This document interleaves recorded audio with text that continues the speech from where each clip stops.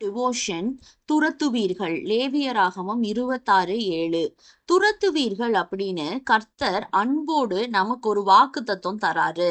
நம்ம சத்துருக்களால் துரத்தி அடிக்கப்படாம கர்த்தர் தருகிற பலத்தினாலே நம்ம அவங்கள துரத்தி முறியடிப்போம். ஒரு வழியா நமக்கு விரோதமா வருகிறவர்கள் 7 வழியா புறப்பட்டு ஓடுவாங்கன்னு வசனம் சொல்லுது.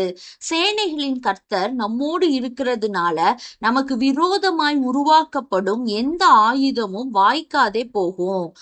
ஒரு காலத்துல நாமும் துரத்தப்பட்டவர்களாகவே இருந்தோம். பாவங்களும் சாபங்களும் நம்மள துரத்தி கொண்டிருந்தன. உள்ளுணர்வும் மனசாட்சியும் நம்மள துரத்தின. சோதனைகளும் பில்லி சூனியங்களும் நம்மள துரத்தி கொண்டிருந்துச்சு. வறுமையும் போராட்டமும் கூட சில நேரம் துரத்தி இருக்கலாம்.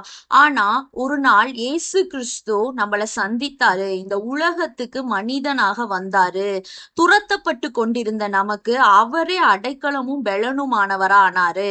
நம்மள திடப்படுத்தி தைரியப்படுத்தி நிறைய வாக்குத்தத்தங்களை கொடுத்து தமது உன்னத பெலனினால நம்மள நிரப்புனாரு.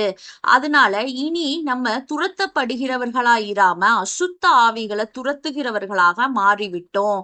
சிலுவையில நமக்காக எல்லாத்தையும் சுமர்ந்து தீர்த்துட்டாரு. எகிப்துல வாழ்ந்த இஸ்ரவேலரை அங்குள்ள ஆளோட்டிகள் துரத்தி கொண்டிருந்தாங்க.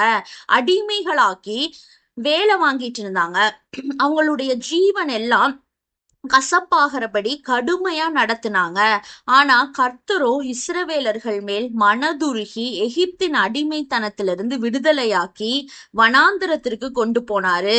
அங்க அவங்கள பலசாலிகளாக ஆக்கி தேவதூதர்களுடைய உணவான வானத்து மன்னாவை கொடுத்து அவங்கள பெலன் உள்ளவர்களாக்கினாரு. இன்று கூட நமக்கு விரோதமாக பல ஆவிகள் போராடிட்டு இருக்கலாம். பல சத்துருக்கள் எழும்பலாம்.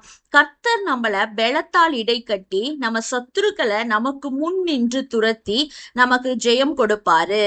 பலம் கொண்டு திடமனதாய் இருப்போம்.